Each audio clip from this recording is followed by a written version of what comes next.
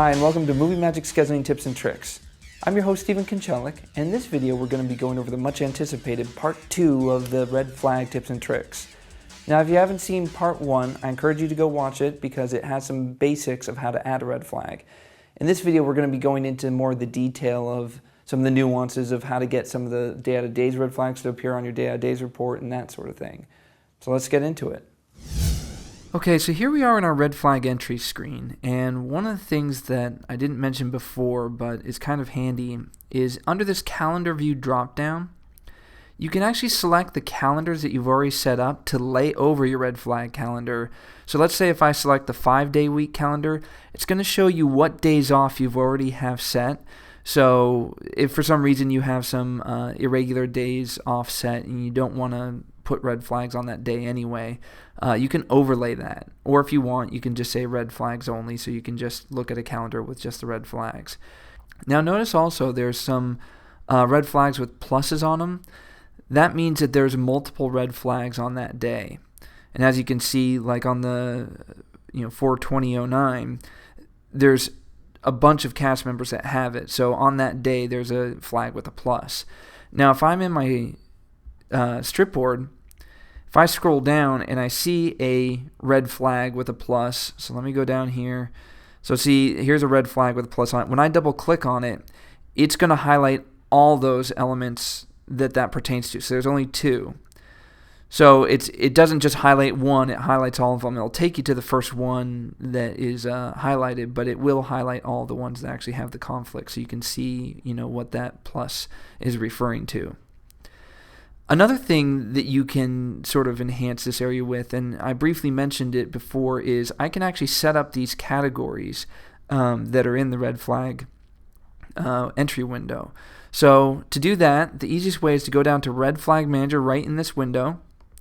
If I click on that, it brings up the Red Flag Manager window.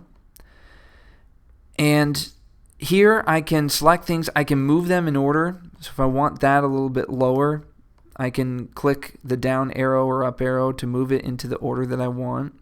I'm going to move it down. You can also edit the name of the category. So if it's not second unit, let's say it's VFX unit. I can click OK, and it changes that. And it updates all your existing red flags if you change that category. This also sort of lets you know how many red flags are use that particular category title. You can also duplicate one, delete them, or create a new one.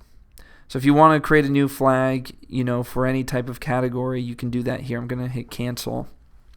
One thing to mention though is the ones that say dash day out of days, those are actually predefined, and those are the ones that are going to show up on the day out of days report, and I'll show you how to do that in a second. But those can't be edited or deleted. So notice that edit and delete are grayed out there. So just to let you know, those are sort of built into the application. So I'm going to go ahead and close this. And I'm going to go ahead and close this window also.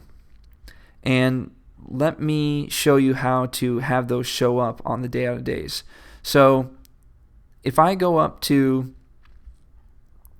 Schedule, Day out of days preferences, one thing to make sure of is here's the travel day out of days, rehearsal day out of days, and fitting. Those are the 3 red flag categories that are going to show up on the day out of days report.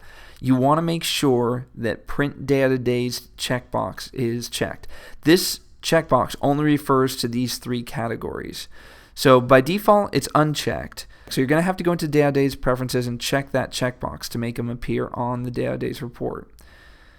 And you can preview the day out of days from here, but let me actually show you a nice benefit to this. If I click OK, and I know that my schedule starts on April 6, 2009. So let me show you, if I go into red flag entry and I go over to April, so it starts on the 6th. So if I go up to Wednesday the 1st, which is before the first day of shooting on the calendar that I'm using, and I have George have a fitting and click add, and I go ahead and close this. When I go up to my day out of days, I go to print view, day out of days, cast members, and I click view. Notice that it extended the day out of days from day one so that it shows the fitting on here.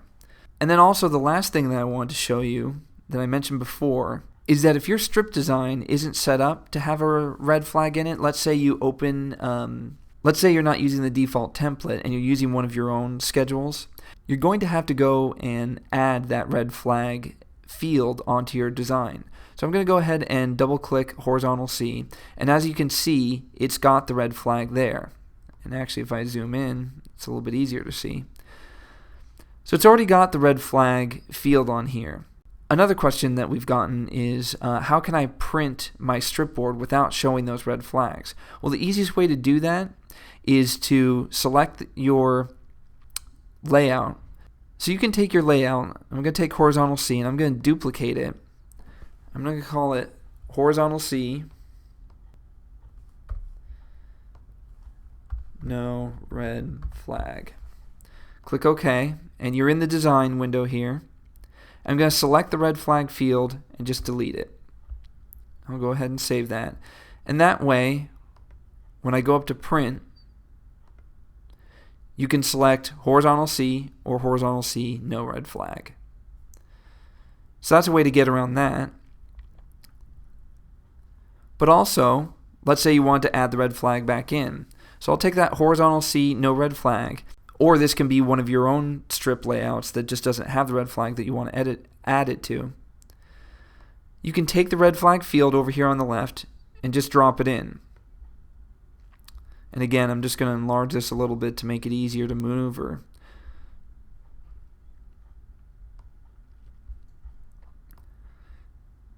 I'm just going to stretch it out a little bit to encompass this area.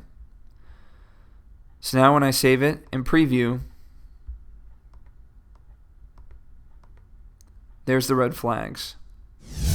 So that's part 2 of the tips and tricks on red flag. And we've been getting lots of feedback on that feature. And we'd love to hear your feedback too, and you can send that to schedulingbeta@entertainmentpartners.com. Also be sure to subscribe to the YouTube channel so you can get updates on when we add new videos like this one. And also, be sure to check www.entertainmentpartners.com for all our new products and services. Thanks for watching.